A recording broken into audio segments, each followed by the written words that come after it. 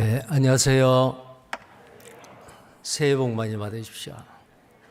네, 찬양대 감사합니다.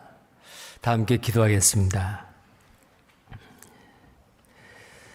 죄와 허물로 영원한 멸망받아 마땅할 우리를 하나님이 사랑하셔서 예수 그리스도 우리와 동일한 몸을 입고 이 땅에 오셔서 십자가에 피 흘려 죽으심으로 우리의 모든 죄를 다 씻어주시고 값없이 우리를 오직 믿음으로 의롭다 하시며 하나님의 자녀로 이 땅에 살게 하심을 감사합니다.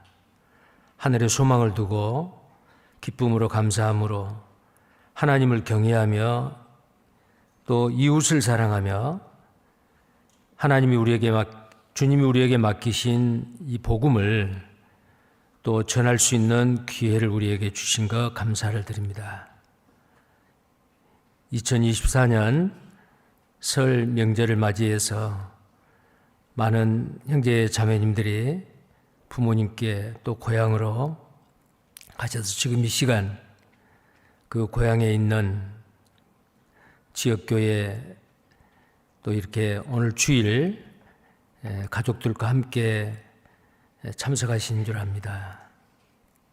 하나님 어디에 계시든지 어떤 형편과 처지에 있든지 간에 먼저 그의 나라와 그의 의를 구하며 하나님이 우리를 구속해 주신 그 은혜를 항상 감사하며 하나님 앞에 기쁨과 영광이 되는 귀한 삶을 살 수 있도록 도와주시길 원합니다.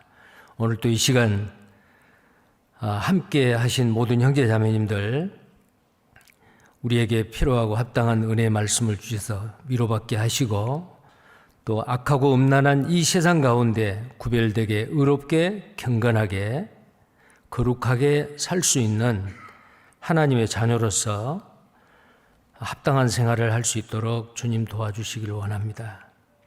또 금년 들어서 각자 하나님 앞에 소원하고 계획한 모든 소망들 주님의 뜻 가운데서 이루어지게 하시고 또 믿음으로 순종하여 풍성한 과실로 아버지께 영광을 드리는 한 해가 되기를 원합니다.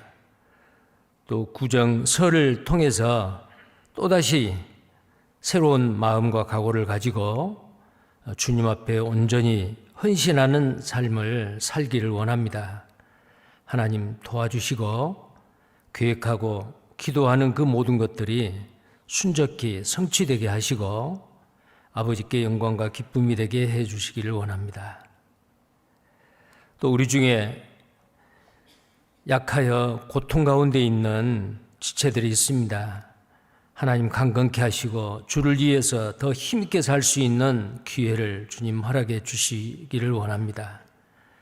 또 믿음에 실족한 자, 연약한 자 하나님 말씀으로 강건케 해주시고 하나님의 영광과 기쁨을 위해서 더 힘있게 더 열심히 살아가는 우리가 되게 해주옵소서. 주 예수님 이름 받들어 기도드립니다. 아멘. 성경 말씀 구약 성경 레위기 18장입니다.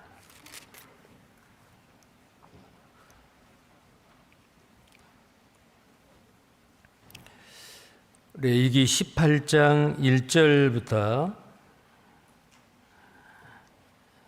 1절부터 5절까지입니다. 1절부터 5절까지 제가 읽겠습니다.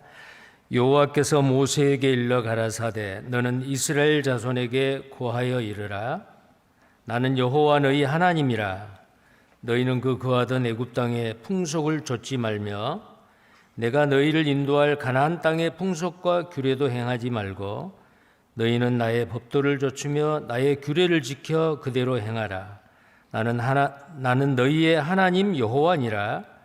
너희는 나의 규례와 법도를 지키라. 사람이 이를 행하면 그로 인하여 살리라. 나는 여호와니라. 자, 그다음에 30절 말씀입니다. 30절입니다. 레위기 18장 30절 말씀입니다. 다 함께 읽겠습니다. 그러므로 너희는 내 명령을 지키고 너희 있기 전에 행하던 가증한 풍속을 하나라도 조춤으로 스스로 더럽히지 말라.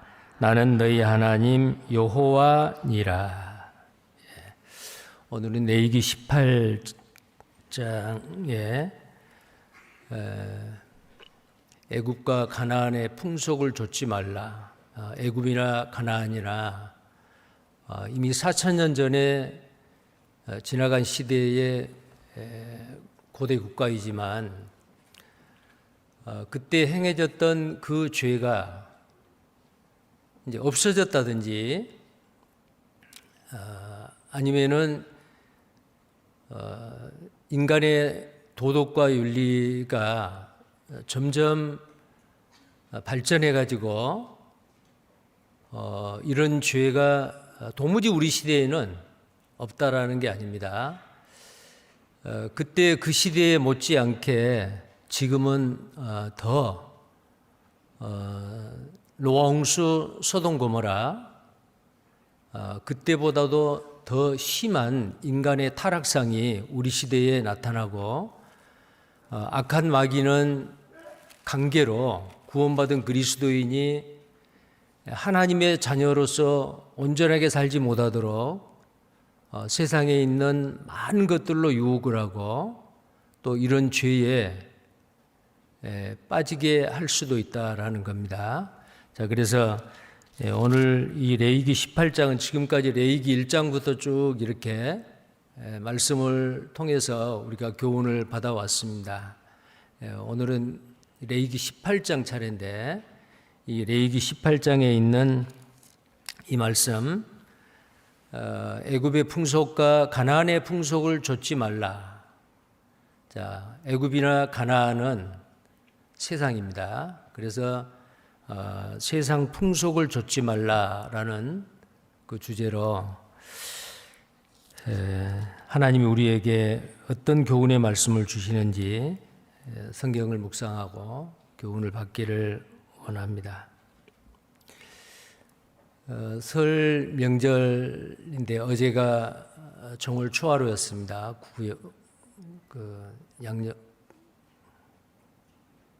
음력으로요. 음력으로 정월 초하루였는데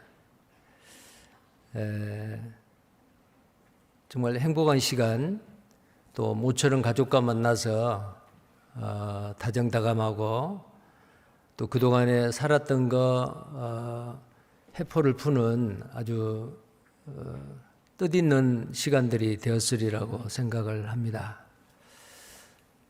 떡국도 잡수셨죠? 어떤 분은 나이 한 살 더 먹을까 봐서 떡국을 일부러 기피한 사람도 있다고 그러는데요. 나이 한 살 더 먹는 것을 우리는 구원받은 그리스도인은 한 살 더 먹으면은 주님 앞에 1년 더 앞서가겠구나. 주님을 만날 시간이 점점 더 가까이 다가온다 생각을 하시고 한 살 먹는 걸 오히려 기뻐하고 감사하면 좋겠습니다. 근데 실제로는 그렇지 않죠. 나이 한 살 먹는 걸 정말 두려워하고 아쉬워하고 그럴 건데 우리 구원받았던 그리스도인은 그럴 필요가 없다라고 생각을 합니다. 오늘 많은 분들이 평소 주일날에 비하면은 많은 분들이 지금 고향으로 또 다른 지역에 아마 지역교회에 참석하시리라고 생각을 합니다. 그리고 또 광주가 고향이신 또 부모님이 광주에 계신 우리 형제 자매님들이 다른 외지의 지역교회의 형제 자매로 하나님을 경외하고 사랑하고 봉사하는데 오늘 이렇게 모처럼 광주교회에 오신 분들도 제가 여기서 보니까 몇 분이 눈에 띕니다. 정말 잘 오셨습니다. 오늘 이 레위기 18장의 말씀, 레위기 1장에서 10장까지는 다섯 제사와 제사장의 위임식, 또 제사장이 해야 될 일, 그래서 1장에서 10장까지는 이 제사법에 대한 의식 제사법이 기록이 되어 있습니다. 그걸 통해서 우리에게 이 제사법이 우리에게 어떤 의미가 있고 또 그림자이지만은 참 형상으로서 예수 그리스도가 2000년 전에 이 땅에 오셔서 이루신 그 모든 것을 우리는 성경을 통해서 확실히 배우고 잘 알고 있습니다. 그러나 이 제사법은 오늘날 그대로 적용하는 게 아니고 이미 폐지가 됐죠. 우리가 살고 있는 이 시대에 예수님이 오셔서 대제사장으로서 그리고 우리의 번제와 소제와 화목제와 속번제와 속죄제로서 이미 십자가에서 온전하게 제물로서 죽어 주셨는데 지금도 만약에 염소나 송아지나 양이나 비둘기로 제사를 지낸다. 예수님을 부인하는 것입니다. 자, 그래서 우리 시대에는 레위기 1장에서 10장까지의 이 제사법은 이미 폐지가 됐어요. 그 제사법은 개혁할 때까지만 유효한 것이었습니다. 자, 그러나 그 제사법이 우리에게 주는 교훈은 마음판에 새기고 그 제사법에 들어있는 그 정신은 우리가 계속 이어받고 이 땅에서 그런 태도로 살아야 됨에 틀림없습니다. 자, 그 다음에 레위기서 11장에서 17장까지는 정결법입니다.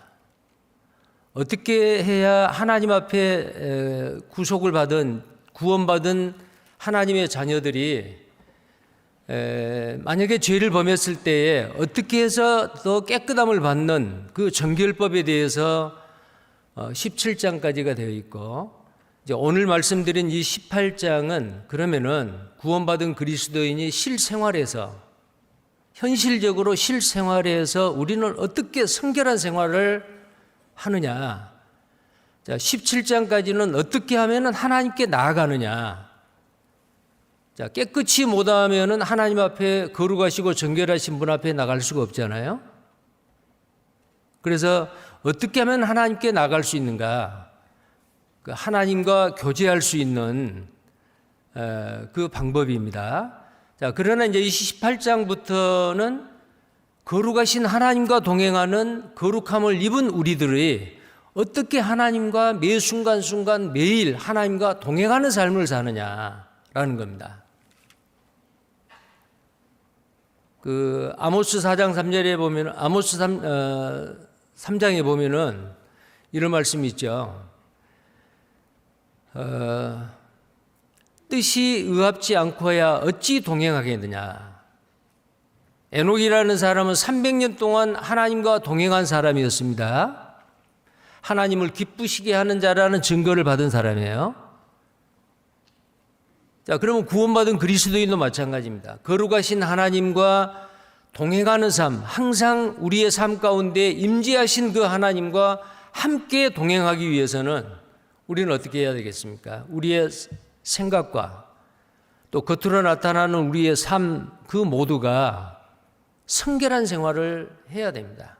이것을 우리는 다른 말로 두렵고 떨림으로 너희 구원을 이루라 성화되어가는 삶이다. 그렇게 우리가 알고 있습니다. 자, 그래서 이 18장부터는 실생활에서 구원받은 그리스도인이 또 하나님의 백성인 이스라엘 백성이 구속함을 받고 교제를 회복해서 이제는 하나님과 계속된 그 동행하는 삶을 살려면은 어떤 태도와 어떤 삶의 방식으로 살아야 되느냐라는 것을 우리에게 교훈해 주고 있다 그 말이에요.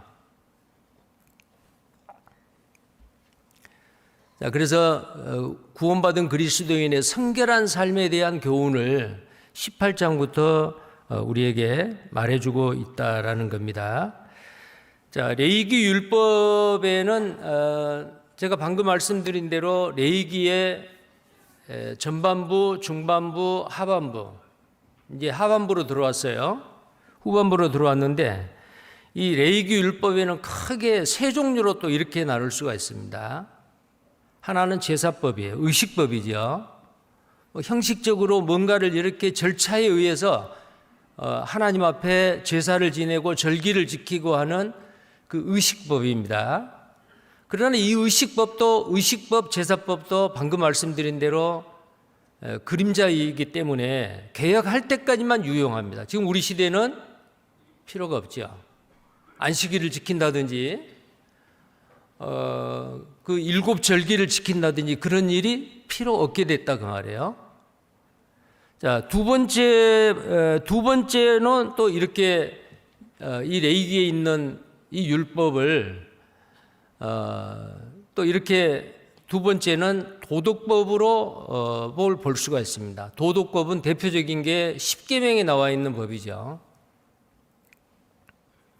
근데 이 도덕법은 시대를 초월해서 애굽에 있는 사람들이나 가나안에 있는 이방인들이나 지금 우리 시대의 온 세상 사람들이나 또 선택받는 유대인들에게나 다 동일하게 적용이 되는 법이에요. 살인하지 말라. 십계명이 주어져 있을 그때 당시나 지금이나 살인하면 안 되죠. 거짓 증거하지 말라. 마찬가지입니다.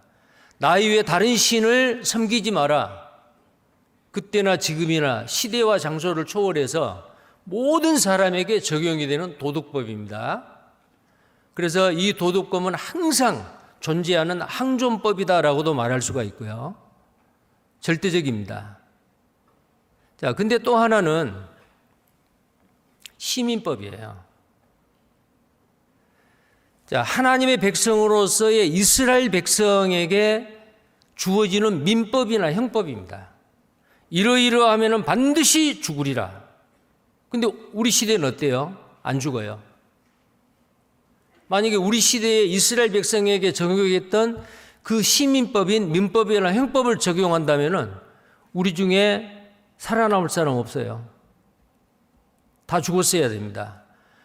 자, 다 죽었어야 될 사람을 예수 그리스도께서 십자가에서 그 모든 죄를 다 담당하시고 우리를 대신해서 죽으시고 부활하심으로 우리는 오직 믿음으로 하나님 앞에 당당히 온전하게 설 수 있게 된 것에 대해서 우리는 그 하나님의 은혜에 감사하며 살아야 됩니다. 자, 근데 이 시민법이 이스라엘이라고 하는 하나님이 통치하는 신정 통치 국가에서만 이것이 해당이 되고 어떤 것은 우리에게 지금도 적용이 되는 거 있지만은 이스라엘에게 국한된 법이기 때문에 우리 시대에 그대로 적용할 수 없는 법이 바로 이 구약 성경에 나와 있는 시민법입니다. 이 통치를 성경에서는 율법이라고 하는데 이 율법을 크게 세 가지로 이렇게 나눈다고 말이에요. 의식법, 도덕법, 그 다음에 시민법입니다. 자, 이 도덕법의 경우만 우리가 살아가는 이 시대에도 여전히 타당한 법이다라는 겁니다. 그러면은 이스라엘 백성들이 실생활에서 성결한 삶, 그리고 하나님과 동행하는 삶을 살기 위해서 항상 성결하게 살아가는 그 삶의 교훈이 바로 이 18장부터 그 이후에 27장까지에 있는 그 말씀인데 이 레위기 18장 이것은 무슨 법일까? 도덕법이란 말이에요. 도덕법입니다. 근데 이 레위기 18장과 20장은 같은 규례나 법도가 반복이 되는데요. 자, 한번 보겠습니다. 레위기 18장과 20장은 도덕법과 시민법의 차이를 보여주고 있는데요. 물론 그 18장부터가 전부 다 도덕법이라는 게 아니고 이 18장부터는 그 성결하게 사는 주님과 동행하는 삶인데 거기에는 하나님의 백성으로서의 도덕법과 시민법이 이렇게 구별되고 섞여 있습니다. 똑같은 항목인데도 그렇습니다. 자, 먼저 18장 22절을 한번 보시겠어요? 18장 22절. 22절입니다. 너는 여자와 교합함 같이 남자와 교합하지 말라. 이는 가증한 일이니라. 또 23절입니다. 너는 짐승과 교합하여 자기를 더럽히지 말며 여자가 된 자는 짐승 앞에 서서 그것과 교접하지 말라. 이는 문란한 일이니라.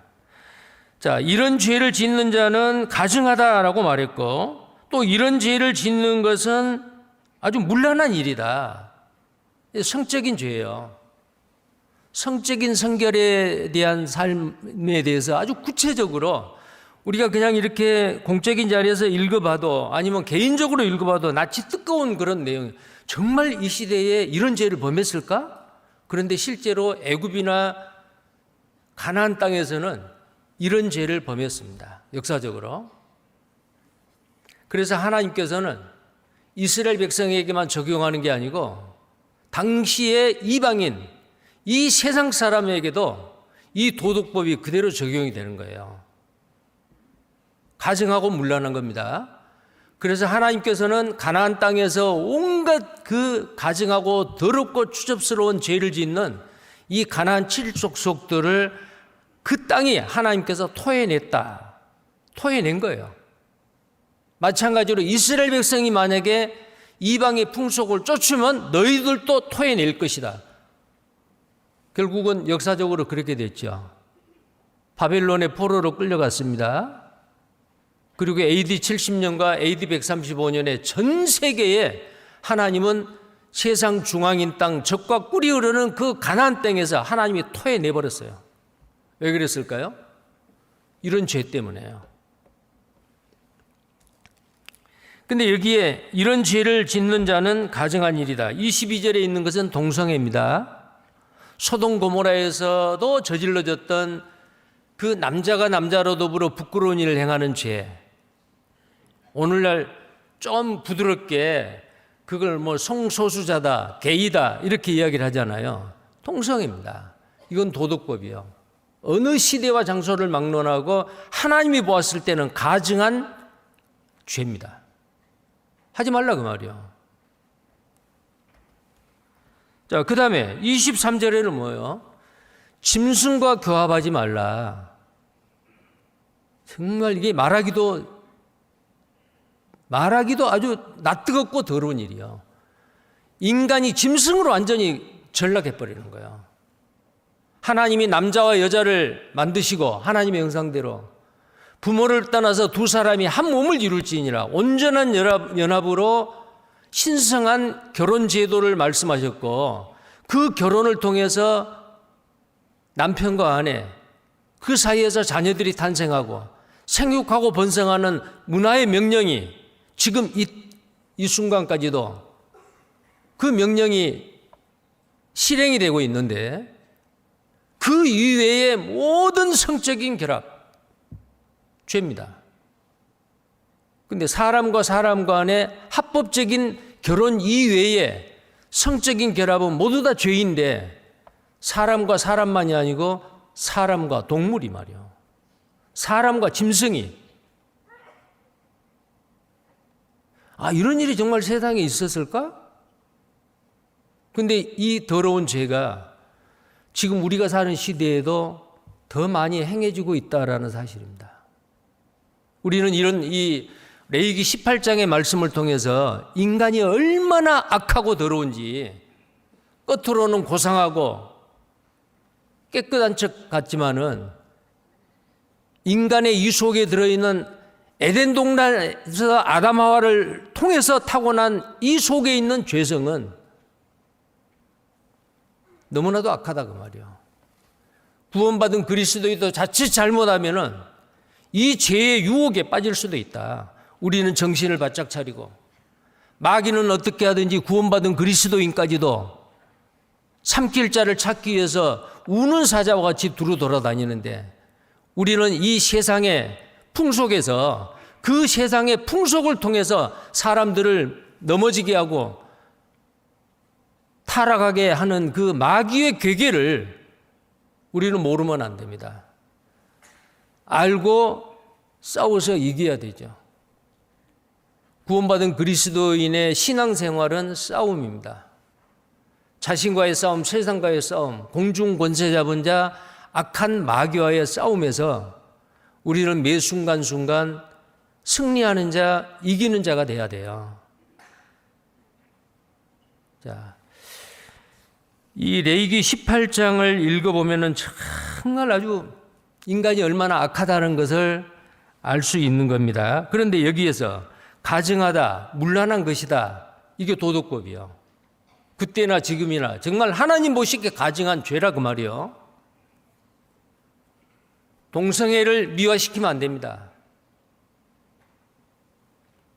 어떤 사람은 타고날 때부터 그 성이 바뀌어가지고 타고날 때부터 그 동성애를 하고 싶은 마음이 있다. 그건 어쩔 수 없다. 그러니까 그것을 합리화시키고 인정을 해주고 성소수자의 권리를 인정해주고 그리고 이 동성애를 합법화시켜가지고 법으로, 그래서 남자가 남자로 여자가 여자로 더불어 결혼하게 하고 가정을 이루게 하고, 만약에 법을 바꾸면 어떻겠어요?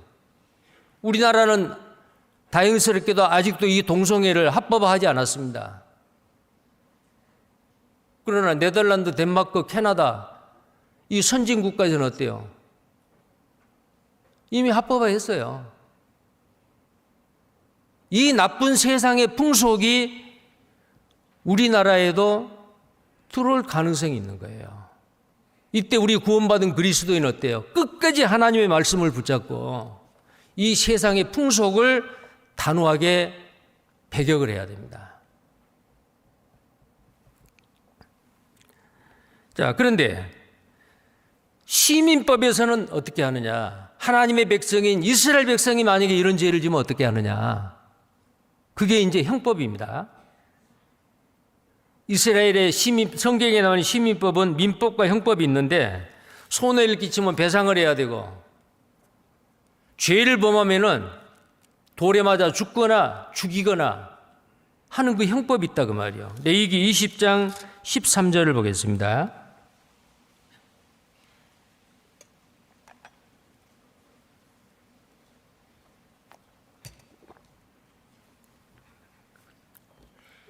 레위기 20장 13절입니다. 누구든지 여인과 교합하든 남자와 교합하면 둘 다 가증한 일을 행하면즉 반드시 죽일지니 그 피가 자기에게로 돌아가리라. 그냥 죽일지냐가 아니요, 반드시 죽이라고 말이요. 가나안 땅이나 애굽 땅에서 행했던 그 동성애 말입니다. 로마에서도 마찬가지입니다. 고대 로마에서도요, 황제는 많은 그 잘생긴 미동들, 미남의 그 청년들을, 수많은 그 젊은 잘생긴 남자들을 황제로 등극을 하면은 확보를 해놓은대요. 실제로 역사적으로 있었던 일이요. 그리고 뭐 해요? 아름다운 궁궐에 여자들이 있지만은 황제가 그 남자와 동성애를 하는 거예요. 이런 일이 고대 국가에서 오늘날은 어때요? 더 떳떳하게.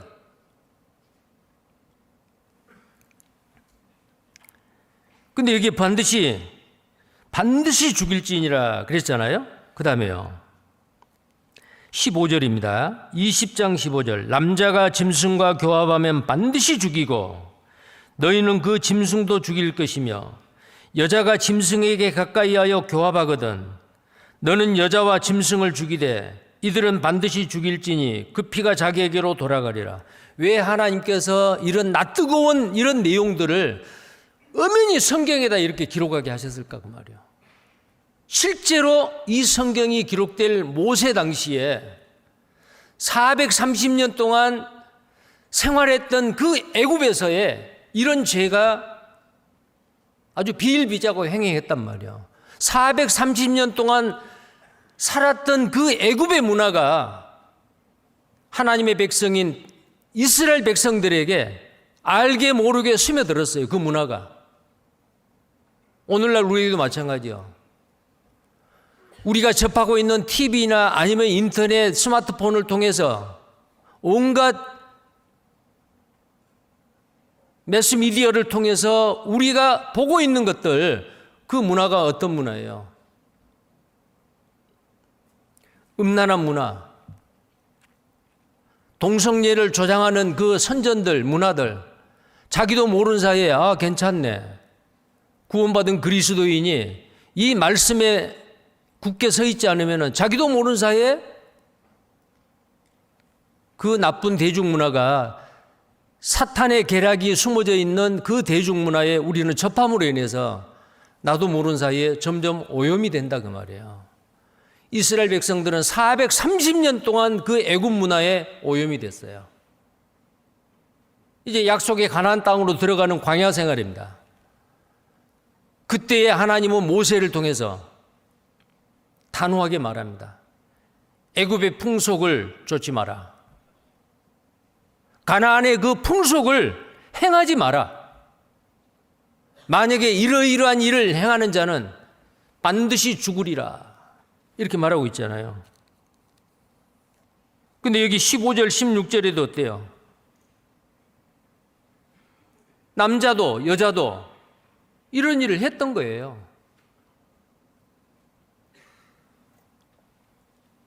반드시 죽일지니 그 피가 자기에게 돌아가리라. 그러면 똑같은 동성애고 똑같은 수간인데 18장에서는 가증하다, 문란한 것이다. 그건 도덕법이요. 근데 그런 죄를 짓는 자는 반드시 죽일지니라. 반드시 죽일지니라. 이건 형법이요. 시민법이다 그 말이에요. 자, 그래서 우리는 이 성경을 통해서 예를 들어 동성애하는 사람을 우리나라는 합법이 아니지만은 동성애가 합법이 아니잖아요. 그런데 그 일을 하는 사람을 죽이는가요? 죽이지 않지요. 신정 통치국가였던 이스라엘, 고대 이스라엘에서는 반드시 죽였지만 오늘날 우리에게는 이 시민법을 적용하지 않아요. 그러나 우리에게 유효한 게 뭐예요? 도덕법이요. 가증하다, 문란하다. 구원받은 그리스도인은 절대로 관심도 갖지 않아야 되고 이런 죄에 유혹이 돼서 이런 죄에 빠져서는 절대로 안 된다 그 말이에요. 이것을 만약에 법으로 정해서 많은 사람을 이 죄 가운데 빠지게 만들고 구원받지 못하게 하는 이런 법이 만약에 국가에서 합법적으로 선진국까지 만들려고 한다. 누가 반대해야겠어요? 구원받은 그리스도인은 앞장서서 반대해야 됩니다. 왜? 성경과 맞지 않잖아요.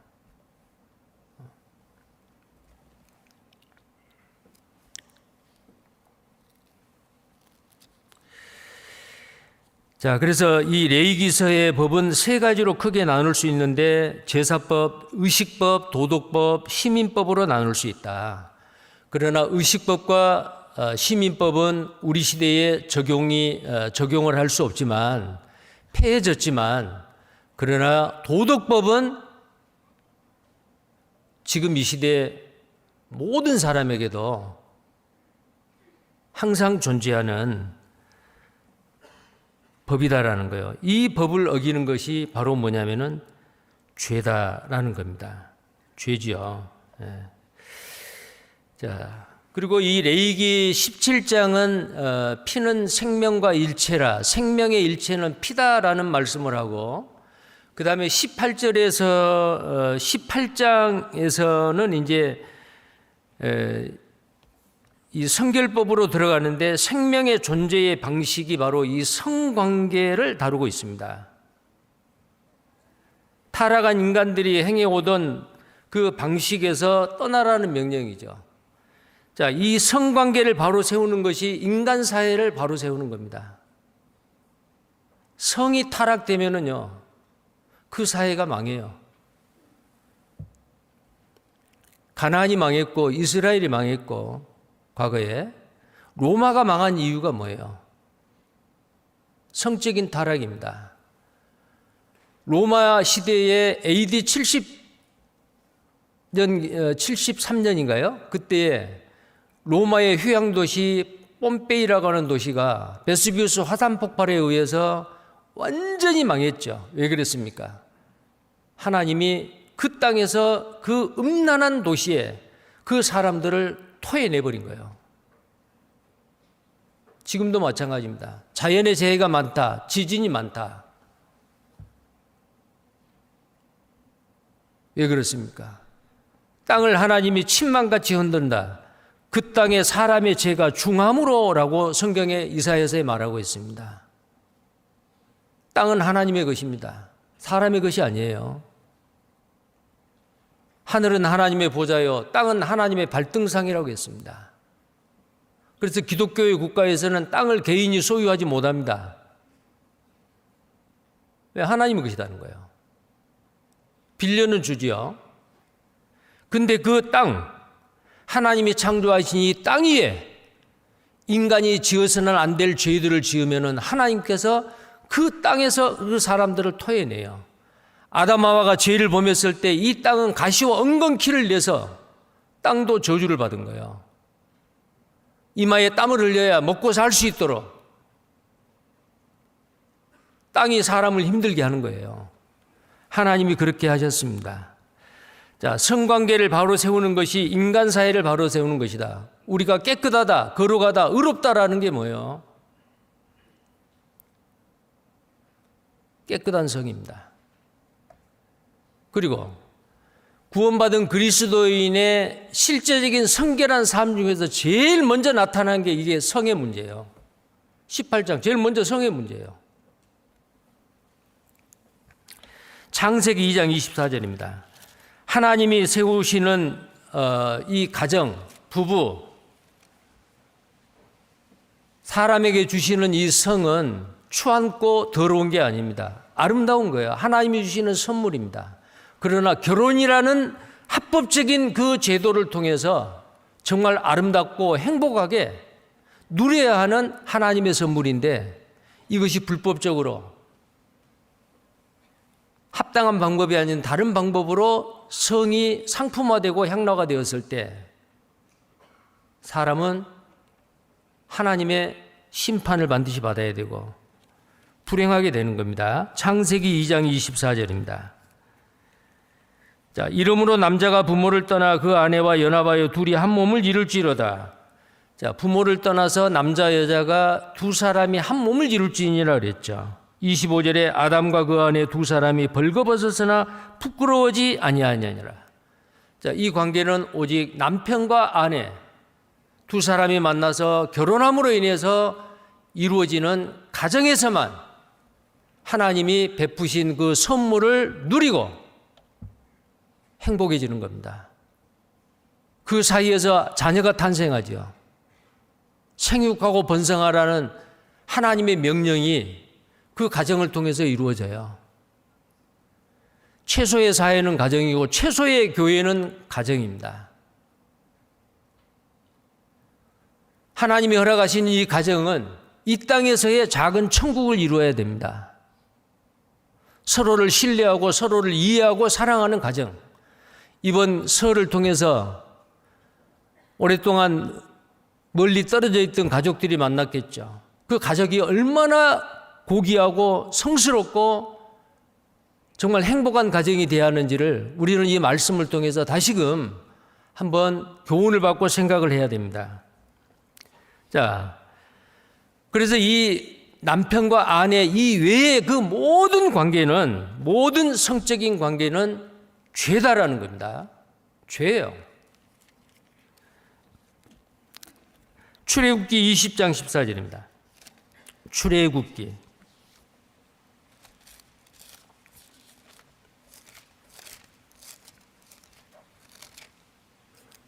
20장 14절입니다. 간음하지 말지니라. 그 다음에 17절입니다. 내 이웃에 대하여 거짓 증거하지 말지니라. 17절입니다. 내 이웃의 집을 탐내지 말지니라. 내 이웃의 아내나 그의 남종이나 그의 여종이나 그의 소나 그의 낙이나 물은 내 이웃의 소유를 탐내지 말지니라. 여기에 간음하지 말지니라. 자, 만약에 간음하면 어떻게 돼요? 가정이 파괴돼요.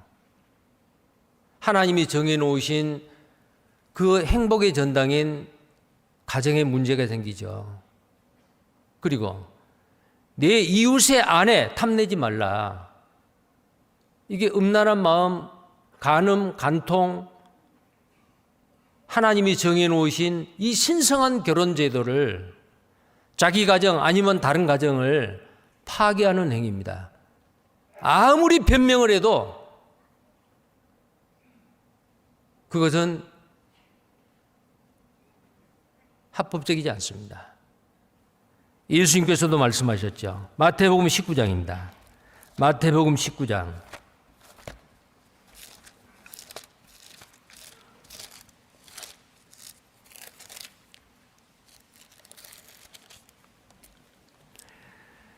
자, 마태복음 19장 4절부터입니다.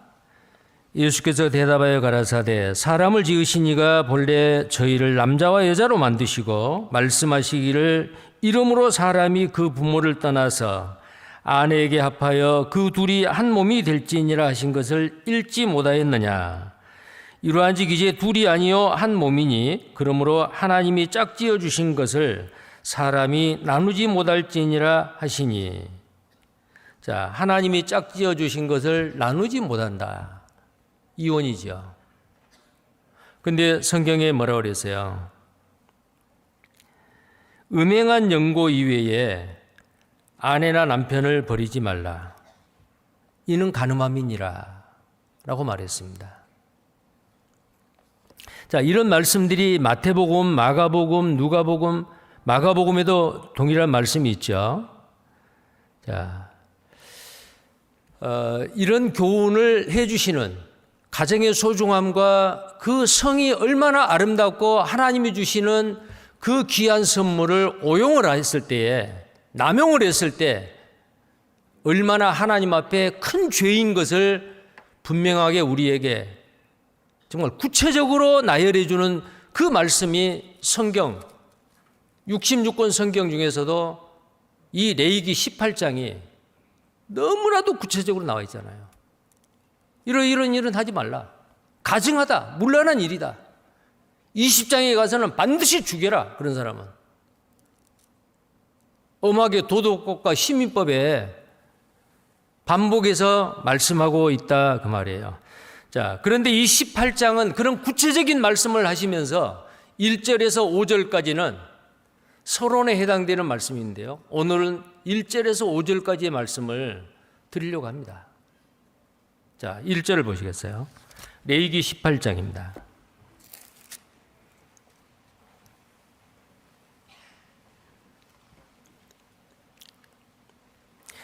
레위기 18장 1절 2절입니다. 여호와께서 모세에게 일러 가라사대 너는 이스라엘 자손에게 고하여 이르라 나는 여호와 너희 하나님이니라. 자, 하나님께서 모세를 통해서 출애굽을 하고 애굽의 그 아주 성적으로 문란하고 더러운 그 문화에 푹 빠져서 430년 동안 살았던 유대인을 그 더러운 곳에서 불러내고 이제 광야에서 또 애굽에 못지않게 우상숭배와 성적인 타락이 횡행했던 그 가나안 땅을 약속의 땅으로 아브라함에게 약속했던 그 약속의 땅으로 들이기 전에 광야에서 40년 동안 훈련을 시키고 철저하게 교육을 합니다. 여호와께서 모세에게 일러 가라사대. 자, 하나님께서 모세에게 말합니다. 이스라엘 백성에게 말하라. 너는 이스라엘 자손에게 고하여 이르라. 나는 여호와 너희 하나님이니라. 자, 나는 여호와 너희 하나님이라. 그러기 때문에 내가 너희에게 말한다.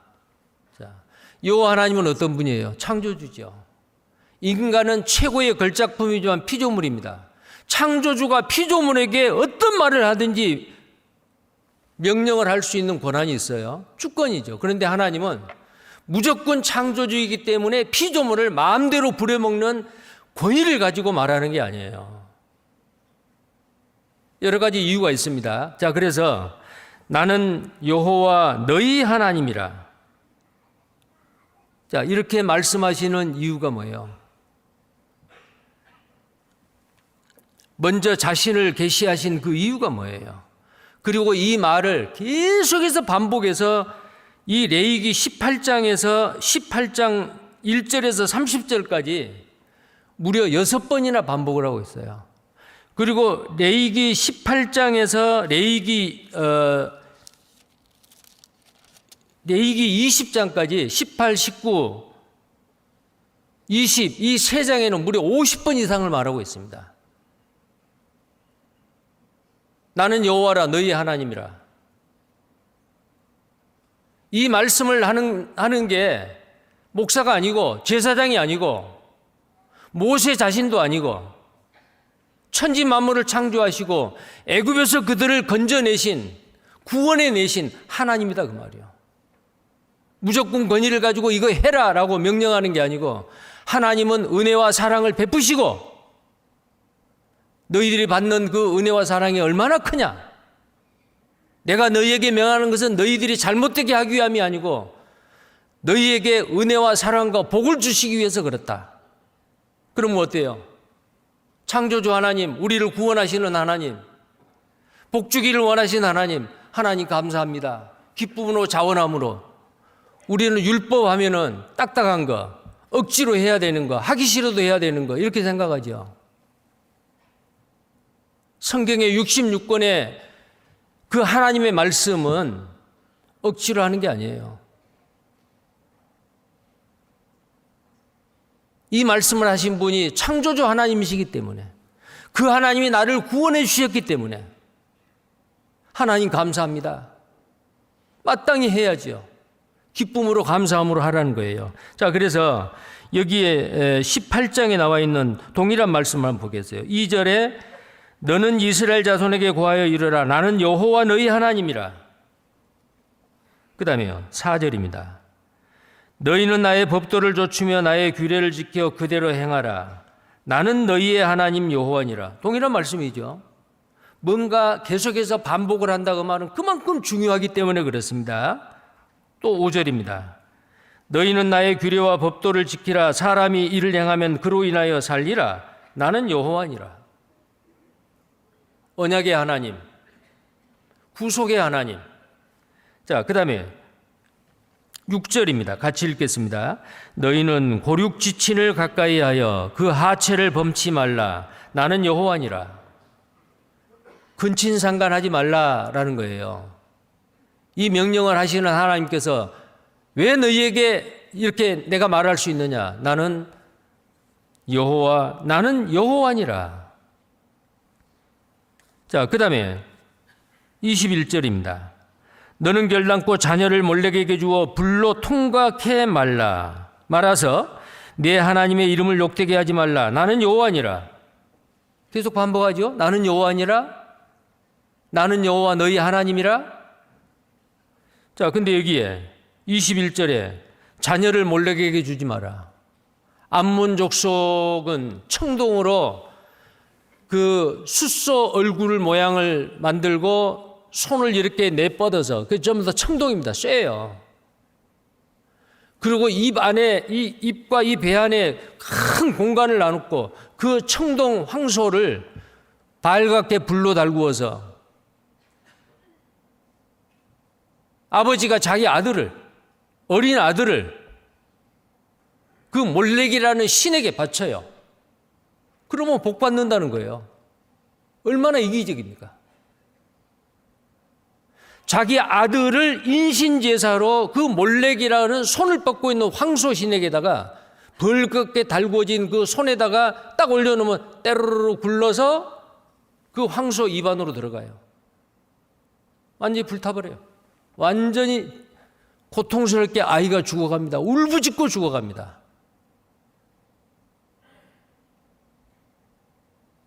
이게 얼마나 악합니까? 염소나 송아지나 양을 번제물로 드리는 게 아니고 자기 친아들을 벌겋게 달궈진 그 몰렉이라는 우상에게다 드리는 겁니다. 근데 하나님이 뭐라 그랬어요? 가나안 땅에서 애굽에서 이런 나쁜 풍속을 행했단 말이에요. 그러니까 하나님께서 뭐라 그래요? 내 하나님의 이름을 욕되게 하지 말라. 나는 여호와니라.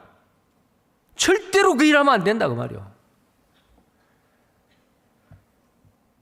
나는 창조주 하나님이기 때문에 너나 내 아들이나 내가 만들었다. 네가 만드는 너의 소유물이 아니다. 남자고 여자고 어린아이고 어른이고 하나님의 형상대로 지음받는 아주 존귀한 하나님의 형상인데 이 땅에 사는 동안 자기들이 복받겠다고 자기 아들을 인신제사로 드려요? 그런데 왜 여기는 성적인 생활에 대해서 교훈을 하고 있는데 갑자기 왜 인신제사인 몰렉에게 아들을 드리지 말라는 게 갑자기 튀어나오죠? 성적인 문란한 풍속하고 관계가 있어요. 암몬이 누구예요? 성경에 여기에 아까 읽었던 곳에 6절에 보면 근친상간을 하지 마라. 근친상간이 뭐예요? 가족끼리 남자 여자가 결혼하거나 성행위를 하지 말라 그 말이에요. 그런데 소돔 고모라에서 빠져나왔던 롯은 어때요? 굴 속에 숨어 있을 때에 그 두 딸이 자기 아버지에게 술을 먹이고 인사불성이 되었을 때에 딸과 아버지가 동침을 했잖아요. 큰딸과 태어난 아들이 모압이고 둘째 딸과 아버지를 통해서 태어난 아들이 암몬이요. 근친상간의 그 아주 무서운 죄로 말미암아 태어나는 그 후손들이 몰렉이라는 신에게다가 자기 아들을 바치는 거예요. 근데 이것은요, 이스라엘 백성들이 절대로 이거 본받아서는 안 되잖아요. 그런데 히스기야 왕의 아들 므낫세라고 하는 왕은 어때요? 예루살렘에 흰놈의 골짜기라고 하는 게 뭐예요? 거기에 몰렉 신을 만들어 놓고 므낫세라고 하는 이스라엘의 그 악한 왕은 자기 아들 왕자를 그 몰렉에게다 신을 제사로 바쳤어요.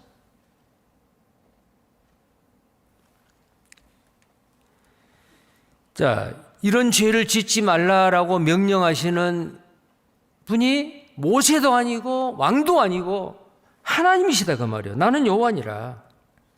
나는 여호와니라. 자, 30절입니다.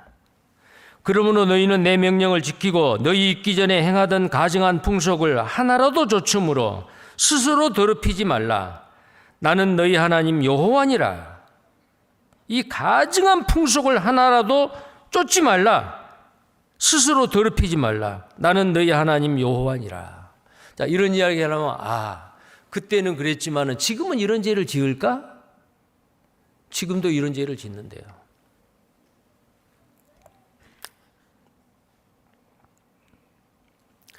자, 그래서 여기에 18장에서만 나는 여호와 너희 하나님이라 아니면은 나는 여호와니라. 자, 이 말씀이 6번이나 반복이 되어 있습니다. 그러니까 이 말씀은 어때요? 행해도 되고 안 행해도 되고 하는 게 아니에요.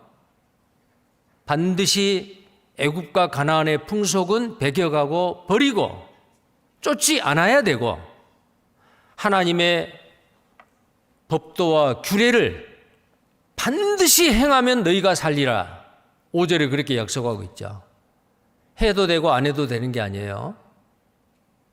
쫓지 않을 것은 반드시 쫓지 않아야 되고 여호와 하나님의 법도와 규례를 반드시 행해야 됩니다. 여호와의 법도와 규례가 뭐예요? 말씀이요. 자, 2절 다시 봅니다. 18장 2절에 너는 이스라엘 자손에게 고하여 이르라. 나는 여호와 너희 하나님이라. 자, 나는 여호와 너희 하나님이라. 이것은 바로 이 하나님은 어떤 하나님이냐면은 언약의 하나님입니다. 하나님이 아브라함을 선택할 때에 내 후손의 하나님이 되리라. 나는 너의 하나님이고 그리고 나는 너의 후손의 하나님이다. 그러면 이스라엘 백성들이죠. 그럼 우리는요? 우리도 마찬가지야. 예수 그리스도를 믿음으로 말미암아 구원받은 모든 그리스도인들은 창조주 하나님 우리를 구속하신 그 하나님이 우리의 하나님, 나의 하나님이 되는 거예요. 자, 창세기 17장 보세요. 자, 언약의 하나님이십니다. 자, 이 6번이나 또 50번이나 반복하는 나는 여호와 너희 하나님이라. 이렇게 먼저 하나님 자신을 계시하고 이런 규례와 법도를 명령하신 그 이유가 뭐냐? 언약의 하나님이시기 때문에 그렇단 말이에요. 창세기 17장 7절 8절입니다. 창세기 17장 7절 8절 같이 읽겠습니다. 내가 내 언약을 나와 너와 내 대대 후손의 사이에 세워서 영원한 언약을 삼고 너와 내 후손의 하나님이 되리라. 내가 너와 내 후손에게 너의 우구하는 이 땅 곧 가나안 일경으로 주어 영원한 기업이 되게 하고 나는 그들의 하나님이 되리라. 나는 그들의 하나님이 되리라. 이스라엘 백성의 하나님이다 그 말이요. 하나님이시기 때문에 이 규례와 법도를 반드시 행하라. 그리고 복받고 살라 그 말이에요. 자, 우리도 마찬가지입니다. 아브라함의 하나님, 그의 아들의 이삭의 하나님, 야곱의 하나님, 그는 여호와라. 그 하나님이 이스라엘의 하나님이고 또 그 하나님이 바로 우리의 하나님이에요. 갈라디아서 3장 29절입니다. 갈라디아서 3장.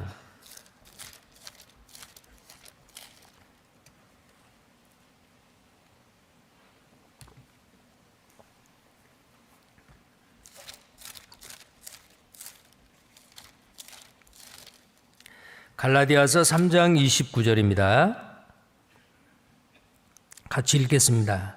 너희가 그리스도께 속한 자면 곧 아브라함의 자손이여 약속대로 유업을 이을 자니라.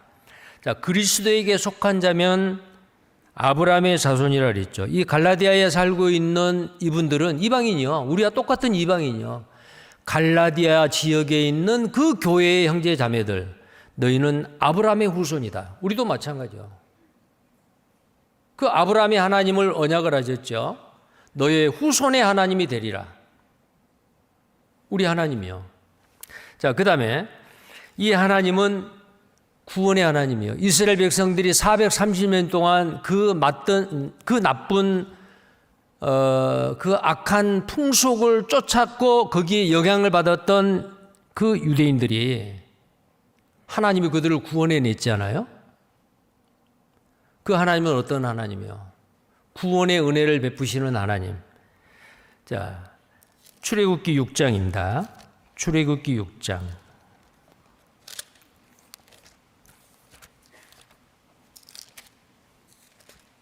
출애굽기 6장 6절에서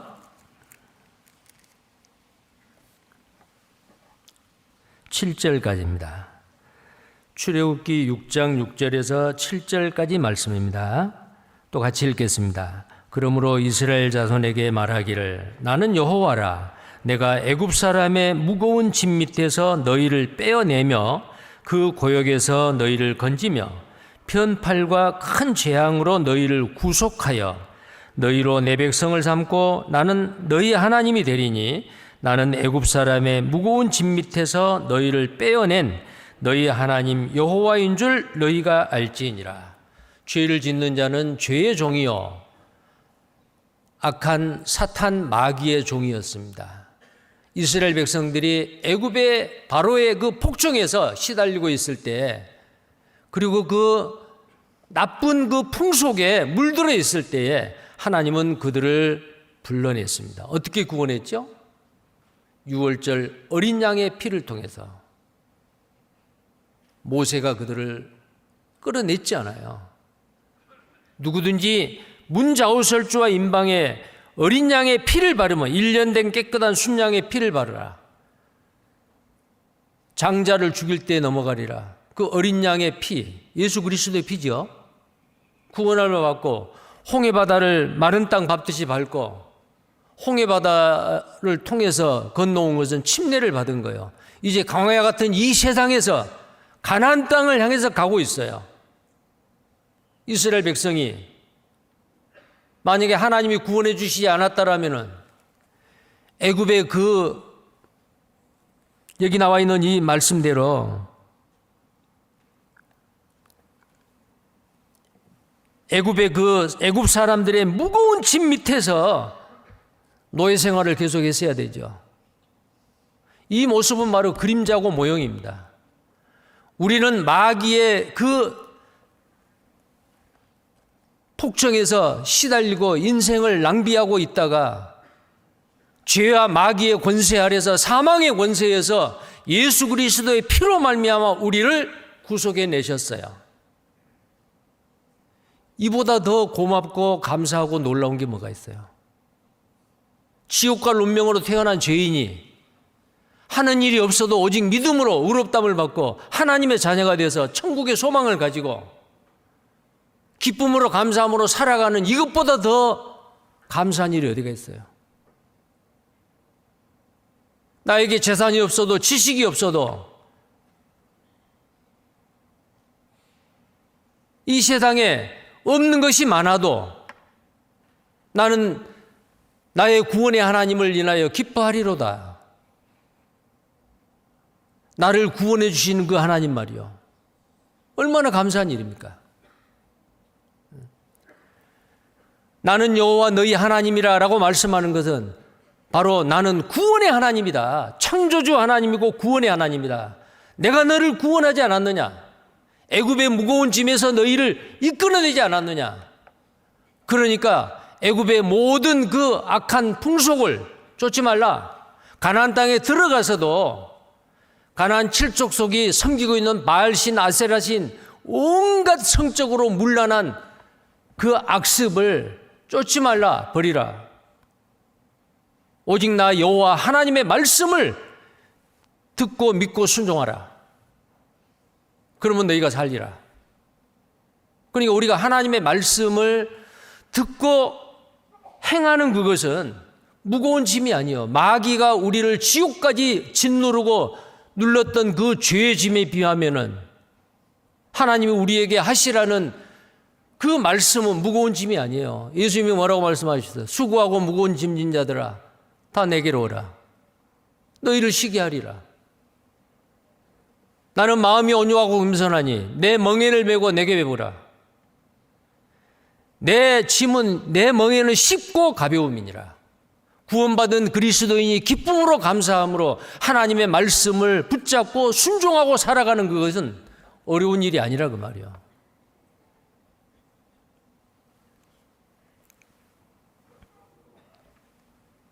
신명기 30장을 보겠습니다. 신명기 30장.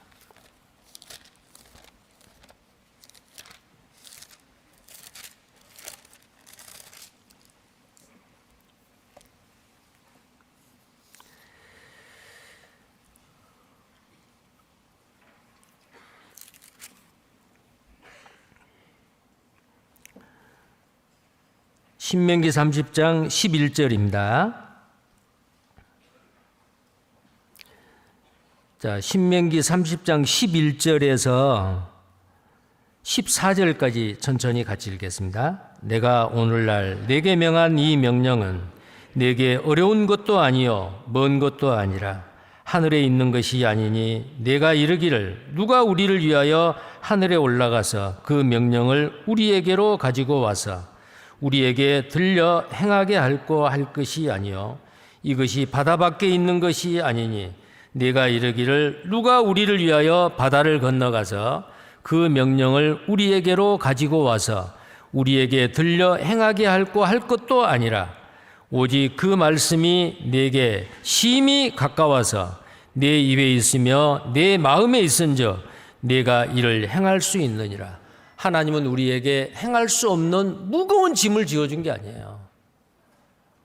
구원받은 그리스도인은 기쁨으로 감사함으로 하나님이 우리에게 주시는 법도와 규례를 행할 수 있는 겁니다. 무거운 것이 아니다. 기쁨으로 감사함으로. 내 속에 계시는 주님이, 성령님이 나의 인생의 주인이 되게 하시고 내가 성령 충만한 생활을 할 때는 기쁨으로 감사함으로 할 수 있어요. 가끔 이런 말 하죠. 아무리 머리가 좋아도 IQ가 높아도 부지런한 사람을 머리 좋은 사람이 당할 수 없고 아무리 부지런히 해도 즐기는 사람 당할 수 없다. 무슨 일이든지 그래요. 우리가 신앙생활하는 게 항상 기뻐하라, 쉬지 말고 기도하라, 범사에 감사하라. 이는 그리스도 예수 안에서 너희를 향하신 하나님의 뜻이니라. 자, 금년 안에 한 사람이 한 사람 전도해서 꼭 말씀 가운데 세웁시다. 자, 한 사람 전도하는 거 어렵게 생각하면 정말 어렵죠. 근데 한 사람이 구원받는 거 내가 하는 일이 아니에요. 나는 다리 역할만 해주면 돼요. 나는 믿는 거로 말하노라. 누가 되든지 간에 이미 준비된 사람이 있어요. 다 익은 홍시가 조금만 건드리면 떨어지듯이 인생의 고난 가운데서 누군가가 이 고난 가운데서 누가 나를 도와줄 거. 인생을 깊이 생각하고 이 세상에 어떤 것으로도 위로를 받지 못한 사람, 이미 준비된 영혼들이 있어요. 근데 구원받은 그리스도인이 듣든지 아니 듣든지 때를 얻든지 못 얻든지 누군가가 전했어요. 근데 놀랍게도 내가 하는 일 별로 없는데 하나님이 그 사람 구원해 주셔요. 우리가 해야 될 일은 뭐예요? 전도하는 거 힘들고 어렵다. 아니요. 때를 얻든지 못 얻든지 전파라 그랬죠. 가서 모든 족속을 제자로 삼으라 그랬죠. 너는 가서 천하 만민에게 다니면서 복음을 전하라 그랬죠. 우리는 주님 앞에 쓰임을 받는 거예요. 한 사람의 영혼이 구원을 받는 일은 하나님이 하시는 일이란 말입니다. 어렵게 생각하면 안 돼요. 베드로에게 나는 너를 사람 낚는 어부가 되게 하리라. 어부, 물고기를 낚는 어부, 물고기 낚는 게 그물로 잡건 낚시로 잡건 무엇으로 잡든지 간에 물고기 잡으면 어때요? 아, 지루하다. 그런 게 없죠. 크건 작건 간에 물고기가 입질을 하고 낚으면 어때요? 너무 기쁘고 즐거운 거예요. 근데 베드로에게 예수님께서는 너는 사람 낚는 어부가 되라. 물고기를 낚는 것이 재미있고 즐겁듯이 사람을 낚는 거, 물고기 낚는 거하고 비교가 안 되죠. 전도를 하고 전도를 해보고 나를 통해서 구원받는 사람이 탄생하고 교제 가운데 붙고 그 사람을 통해서 또 다른 사람한테 복음이 전해지고 그걸 보고 얼마나 기뻐요. 그걸 즐기란 말이에요. 주님의 법도와 규례는 무거운 것이 아닙니다. 멀리 있는 것도 아니에요. 가까이 있어요. 자, 그래서 나는 여호와라 너희 하나님이라 라고 말씀하시는 것은 창조주 하나님이고 언약의 하나님이고 그 다음에 거룩하신 하나님이기 때문에 그 악습을 풍속을 따르지 말고 거룩하게 의롭게 경건하게 살아야 된다. 나는 거룩한 하나님이다. 나는 거룩한 하나님이기 때문에 나를 본받으라 라는 그 의미도 또 있어요. 세 번째입니다. 왜 나는 여호와 너희 하나님이라 라고 먼저 자기의 신분을 하나님의 그 신분을 밝히고 이 성에 대해서 교훈의 말씀을 하고 계시느냐. 하나님은 거룩하시기 때문에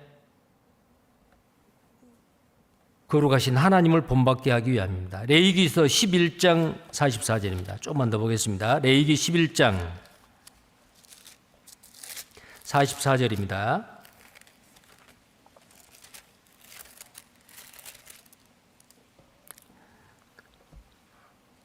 (44절) (45절) 함께 읽겠습니다.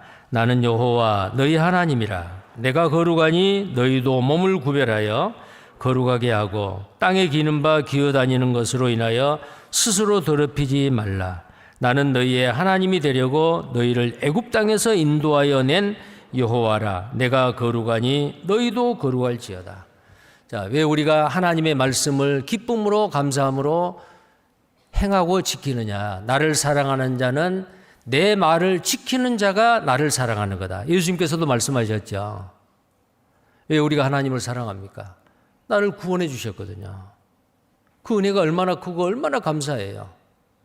그래서 감사하기 때문에 하나님의 말씀을 지키는 거예요. 하나님의 말씀을 지키는 것이 하나님을 사랑하는 거예요. 자, 그 다음에 레위기 19장 2절입니다.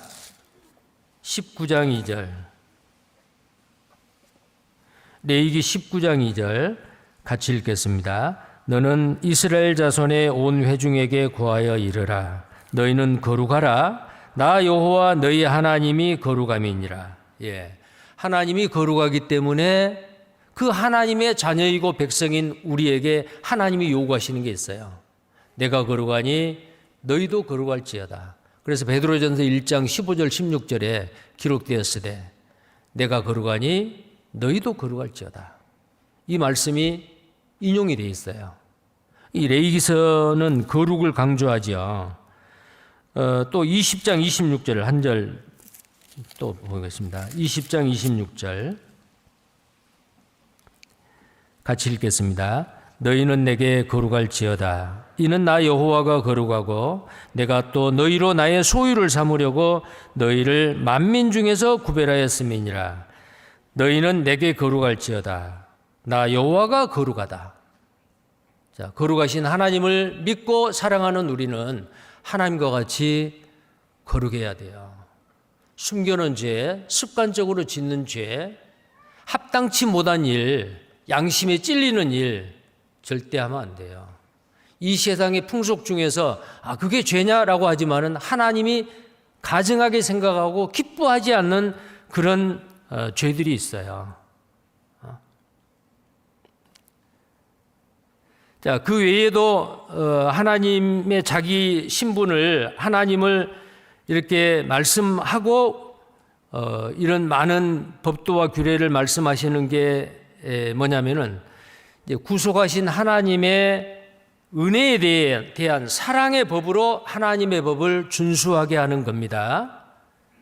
그래서 출애굽기 20장 2절에도 십계명을 말할 때 이렇게 말했어요. 출애굽기 20장 2절에요. 나는 너를 애굽 땅 종되었던 집에서 인도하여 낸 너의 하나님 여호와라. 이 말씀을 딱 하고 나서 십계명을 쭉 이야기한 거예요. 그 십계명이 무거운 짐이 아니라고 말이에요. 십계명을 지켜야만이 구원을 받는단 말이 아니에요. 우리는 구원을 받았기 때문에 이 십계명은 율법이고 이 율법은 죄를 깨닫게 하기 위함이다. 그러니까 구원받고 나면 십계명 필요 없다 아니에요. 하나님께서 분명히 말씀하셨죠. 나는 너를 애굽 땅 종되었던 그 집에서 인도하여 낸 너의 하나님이라.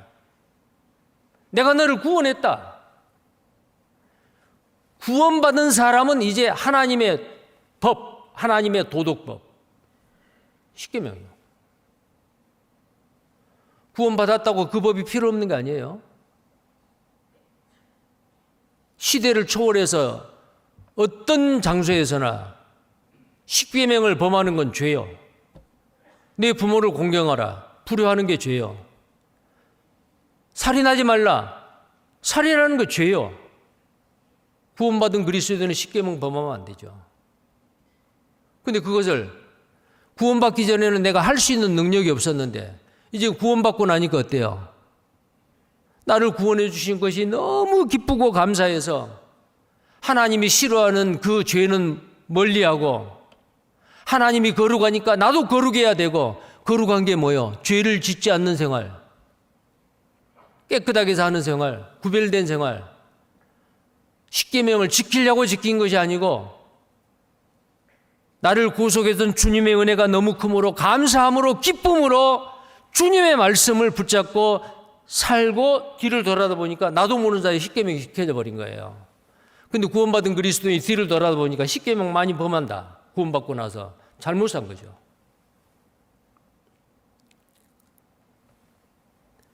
그 다음에 다섯 번째로는 오직 하나님만이 선악의 절대 기준이기 때문에 나는 너의 하나님, 나는 하나님, 나는 여호와 너의 하나님이라. 이 말씀을 이렇게 반복하는 거예요. 계속해서. 오직 하나님만이 선악의 절대 기준입니다. 그래서 하나님의 입으로 나오는 그 말씀은 내가 이해가 안 되더라도 그게 선이요. 하나님이 하라, 하지 마라. 내 생각하고 다르는데요. 그건 시대에 뒤진 말 아니에요? 천만에요.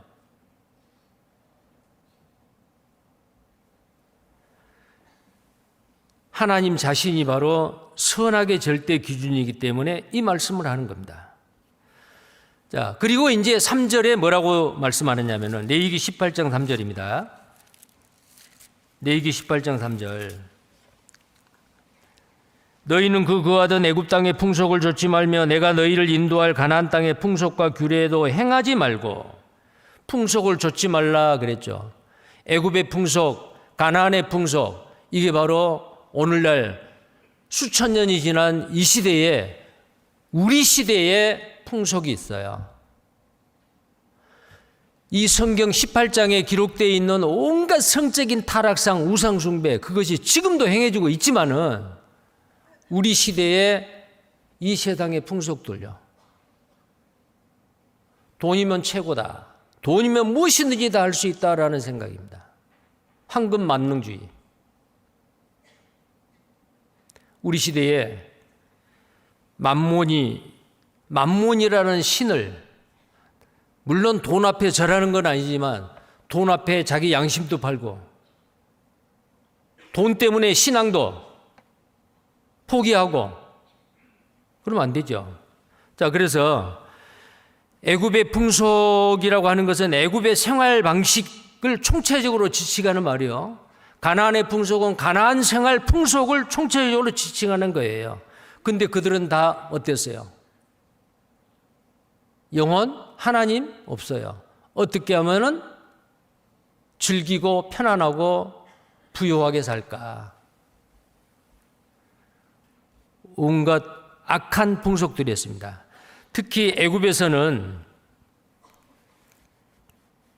애굽의 왕실에서는 근친상간을 했어요.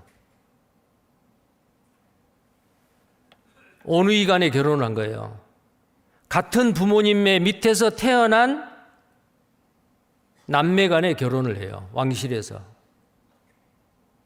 아주 그 비일비재했다라는 게 이제 역사적으로 나오는데요. 그리고 어떤 경우에는 자모 간에도 결혼을 한 거예요. 끔찍하지 않아요? 자모가 뭐예요? 아들과 엄마가 결혼을 해요.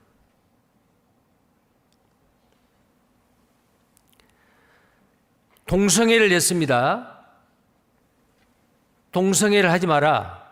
그것은 그런 죄를 행했기 때문에. 그리고 창세기 19장 5절에 과거에 애굽에서 가까운 땅인 창세기 19장 5절 소돔과 고모라,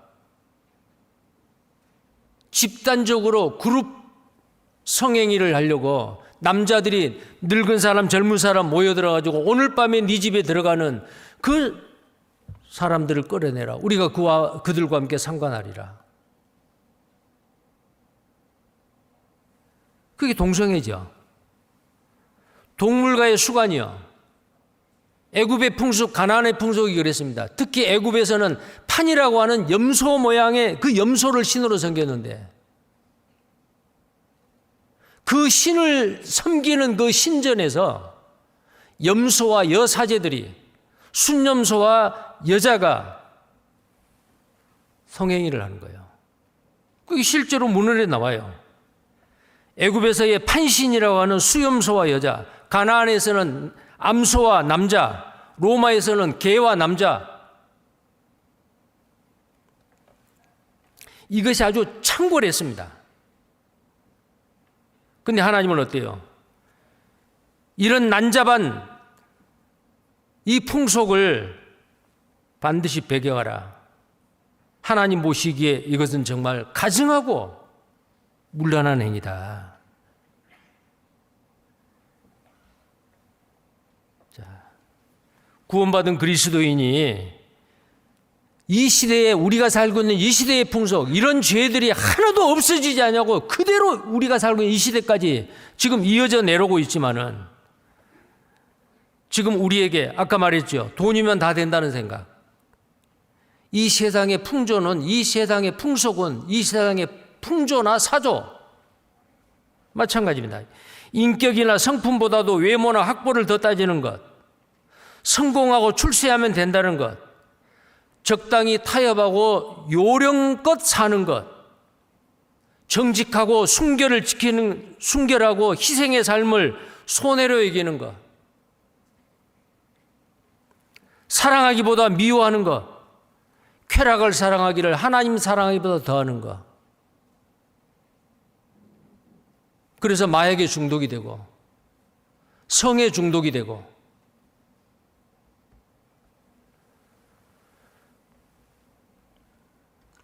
구원받은 그리스도인은 이러지 않겠죠. 그러나 구원을 받았다고 하는 우리 중에서 누군가가 아무도 모르게 이런 그 나쁜 이 세상의 풍속에 물들어 있다면 버려야 됩니다. 창세기 35장에 바단 아람에서 자기 두 아내와 11 아들을 데리고 다시 이스라엘로 돌아왔던 야곱, 세겜 땅 상수리 나무 밑에 모든 우상의 장신구를 다 모아가지고 상수리 나무 밑에 파묻고 베델에 가서 단을 쌓고 하나님을 사랑하고 섬기는 일을 다시 시작했죠. 구원받은 그리스도인은 알게 모르게 생각 가운데, 내 생활 습관 가운데 배어드는 이 세상의 풍속, 하나님이 기뻐하지 않는 것, 하나님이 악하다고 생각하는 것, 그것은 우리 각자 우리 양심이 알고 있습니다. 어때야 돼요? 버려야 됩니다. 버려야 돼요. 쫓지 말라. 이 풍속을 쫓지 말라. 자, 대표적인 이 세상 마지막 때 말세의 풍속이 바로 뭐냐면 이겁니다. 여기 한 부분 보고 마치겠습니다. 디모데후서 3장입니다. 디모데후서 3장.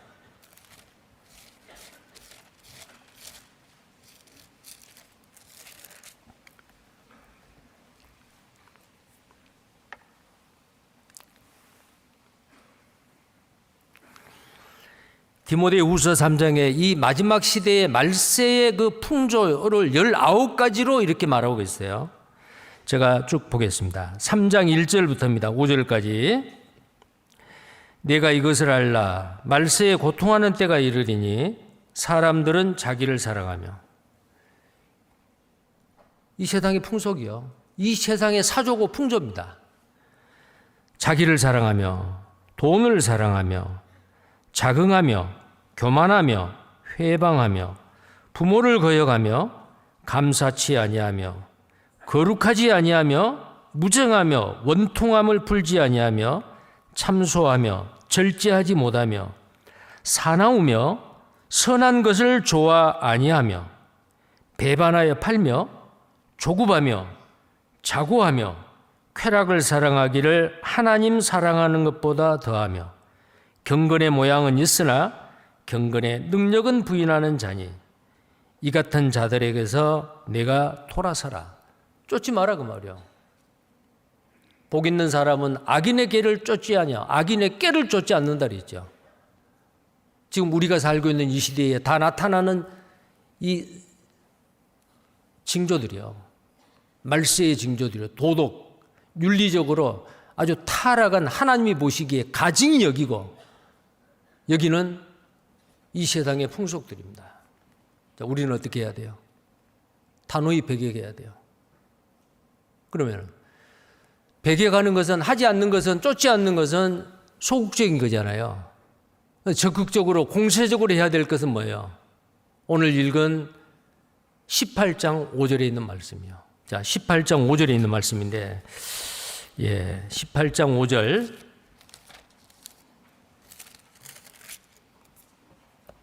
자, 이 말씀 18장 5절 같이 읽겠습니다. 너희는 나의 규례와 법도를 지키라. 사람이 이를 행하면 그로 인하여 살리라. 나는 여호와니라. 살리라 그 말은 사랑과 은혜를 받으리라. 복을 받으리라. 번영하리라. 이 땅에서뿐만 아니고 주님 앞에 갔을 때 하나님의 법도와 규례를 행하라 그랬잖아요. 하지 말아야 될 건 하지 말아야 되고 쫓지 않을 건 쫓지 않아야 되고 그것은 수동적이고 수세적이요. 방어적이죠. 그러나 그보다 더 중요한 것은 뭐예요? 적극적으로 하나님의 말씀을 믿음으로 행하고 순종하는 삶, 하나님은 우리에게 원하고 계십니다. 그리했을 때 하나님께 복을 받습니다. 자, 복 받는 생활 하시기 바랍니다. 기도하겠습니다. 거룩하시고 자비로우신 하나님, 감사합니다. 오늘 레위기 18장을 통해서 행복한 가정, 아름다운 가정, 하나님이 인간 역사를 시작할 때에 이미 약속한 신성한 가정에 대해서, 결혼에 대해서 말씀하시고 그 합법적인 결혼을 통해서 이루어지는 남편과 아내, 그 가정 이외의 모든 성생활, 정말 하나님 앞에 가증하고 문란한 것임을 분명히 성경에 기록해 놓으시고 말씀하고 있습니다. 마지막 때를 살고 있는 우리들, 이 세상의 풍속을 좇지 아니하고 하나님의 법도와 규례를 행하며 살아가는 우리가 되게 해 주옵소서.